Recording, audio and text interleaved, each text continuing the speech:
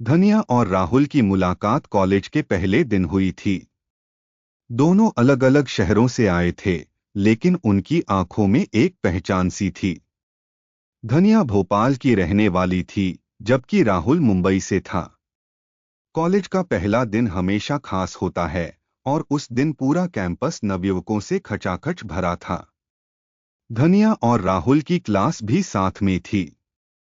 जब वे पहली बार मिले, राहुल की हंसी और धनिया की मासूमियत ने दोनों को एक दूसरे की ओर खींच लिया। पहले कुछ हफ्ते केवल पढ़ाई, पेशेवर बातें और सामान्य दोस्तों की तरह गुजरे, लेकिन धीरे धीरे उनके बीच की दीवारें गिरने लगीं।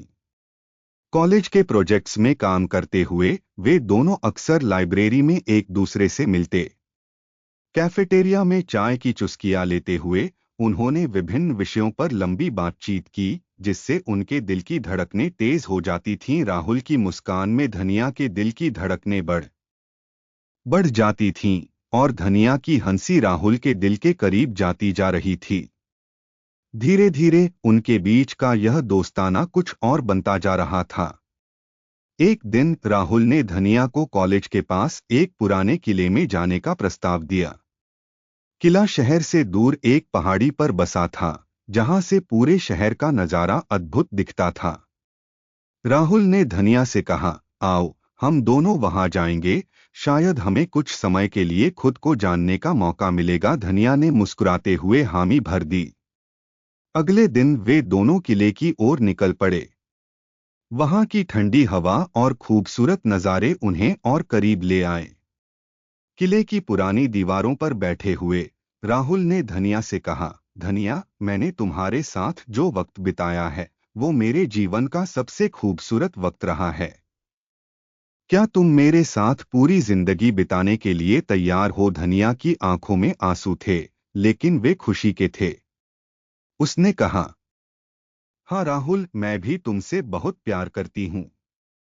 तुम्हारे बिना मेरी जिंदगी अधूरी है। उनके प्यार की कहानी पूरे कॉलेज में फेमस हो गई। सब उन्हें आदर्श मानते थे। एक दूसरे की साझेदारी और समर्पण ने उन्हें और मजबूत बना दिया। कॉलेज खत्म होने के बाद राहुल और धनिया ने साथ में अपना करियर बनाने का फैसला किया। उन्होंने एक छोटी सी कंपनी शुरू की और धीरे धीरे इसे सफल बना दिया। राहुल के पिता मुंबई में एक बड़े बिजनेसमैन थे, जबकि धनिया का परिवार एक छोटे से कस्बे में रहता था। राहुल के माता पिता ने धनिया को स्वीकारने में थोड़ी हिचक दिखाई। उन्होंने माना कि उनकी पारिवारिक स्थिति और धनिया की पारिवारिक स्थिति में बहुत बड़ा अंतर था। पर राहुल अपने माता पिता को समझाने में कामयाब रहा कि प्यार किसी स्थिति या स्थायित्व को नहीं देखता। आखिरकार राहुल के माता पिता ने अपने बेटे की खुशी को देखा और धनिया को खुली बाहें से अपनाया। शादी का दिन तो सजी धजी महाकाव्य की तरह था। सुंदर सजी हुई मंडप, दोस्तों और परिवार का समागम, और हंसी मजाक से भरी हुई रात। सबकी आंखों में खुशी थी, लेकिन सबसे ज्यादा खुशी राहुल और धनिया की आंखों में थी।